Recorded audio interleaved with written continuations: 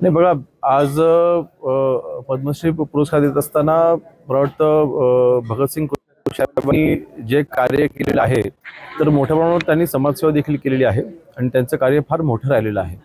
त्यांच्या विधानाच्या बाबतीमध्ये मी काही म्हणणार नाही, परंतु कदाचित गैरसमजातून देखील काही गोष्टी पुढे आलेल्या असतील आणि नक्कीच आज त्यांना हा पुरस्कार मिळत असताना त्यांचं समाजकार्य हे आपण डावलू शकणार नाही आणि त्याचं कार्य हे आपल्या पुढे आहेच.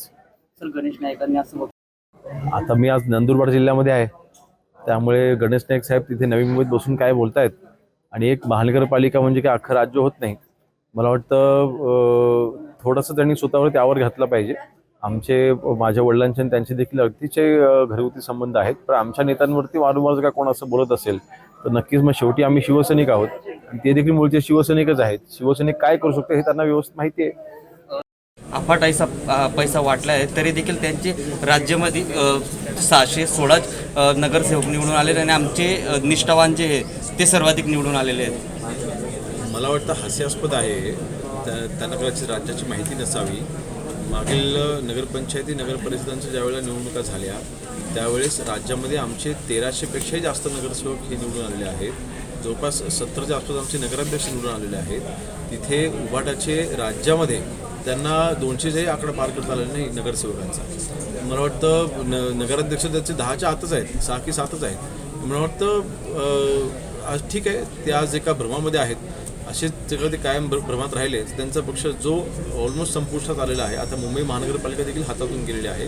आता ह्यापुढे ठाकरेंचं जे राजकारण आहे ते 100% संपलेलं आहे आणि संपुष्टात आलेलं आहे. होय, बाळासाहेब ठाकरेंचे विचार मात्र 100% शिवसेनेच्या माध्यमातून माननीय एकनाथ शिंदे साहेबांच्या माध्यमातून जिवंत राहतात. सर, भगवा कलर याच्यावर राजकारण सुरू आहे, कशा पद्धतीने पाहता याला? बघा, MMच्या दुर्दैव असं आहे की एका तरुण व्यक्तीकडनं हे आलेलं वक्तव्य आहे. तरुणांनी राजकारणामध्ये येत असताना नक्कीच पुढे आलं पाहिजे. आज लोकप्रतिनिधी म्हणून नगरसेवक म्हणून त्या निवडून आलेले आहेत, परंतु मनामध्ये इतकी कटुता जर का असेल तर मला वाटतं हे देशाकरता किंवा आपल्या महाराष्ट्र राज्याकरता काही पोषक नाही. तरुणांनी विकासाचा विचार केला पाहिजे. सगळ्या धर्मपंथीयांना सोबत घेऊन आपण राजकारणामध्ये काम केलं पाहिजे. जो आपण बदल अपेक्षित आहे तो तरुणांनी घडवला पाहिजे. आणि तरुणच जर का असं हिरवा आणि भगवा करत राहिले मला वाटतं अतिशय चुकीचं आहे. आपण राजकारणामध्ये आहोत, आपण संविधानाचा सन्मान केला पाहिजे. संविधानाने जे आपल्या अधिकार दिलेला आहे त्या अधिकाराचा वापर करून आपण विकास केला पाहिजे.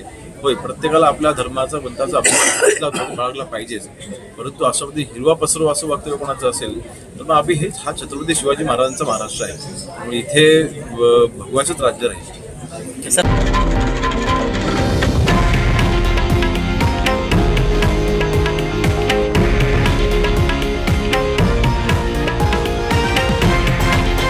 हे आहे देशातील नंबर 1 न्यूज नेटवर्क आणि आपण पाहत आहात TV9 मराठी, एकमेव.